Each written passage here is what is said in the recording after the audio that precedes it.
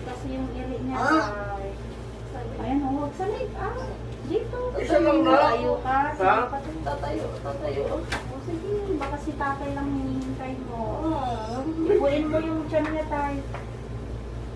Huwag ka umiyak. Andyan na kunting push lang po. Yung mahaba lang na iri yung kailangan nila. Oo.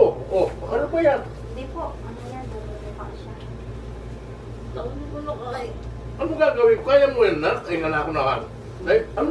Ang may tulong ko sa'yo, ganito lang. Ay, nga na ako. Huwag kang nervous ka tayo. Huwag kang nervousin tayo baka naman ikaw yung angin namin dyan. Ha? Masakit ba sa balakang? Hindi naman.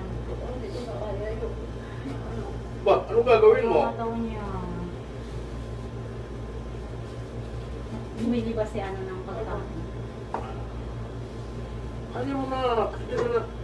Kasi pag sa hospital ka din, ganun din Tulungan mo sarili mo na. Yeah, ano Alam mo naman mahal na mahal kita. Sige na. Mabagsakin nga ng pagkakamento. Nakadaya po po tayo. Ano pa yan? Pinapa-spot ko kasi para medyo umano ng konti. Isang straight na irin na pag pinahirikan ni ma'am. Hindi na niya alam kung nire. Para siyang nanganganay kasi 5 taon din ang sinundan neto eh. Sige, baba mo. Matulak kayo ni tatay Sabsad mo yung pet mo.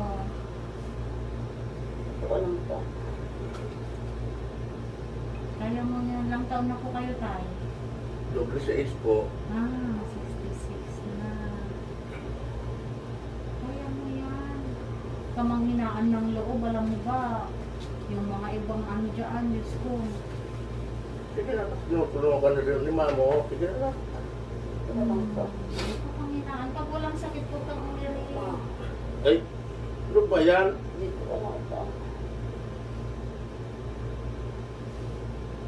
Ay, nakabili na tayo ng pagkain. Gusto mong kumain?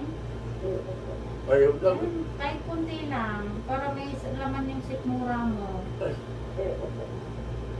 Huwag mo sa hindi ayaw mo. Ay, ako ano pa yan? Sandali. Dito malakot lang.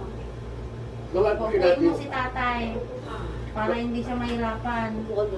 Nawag ko sinati mo sa ka. Dito ka lang. Ay, naku. Ano mangyayari sa atin yan na? Manghihina ka kung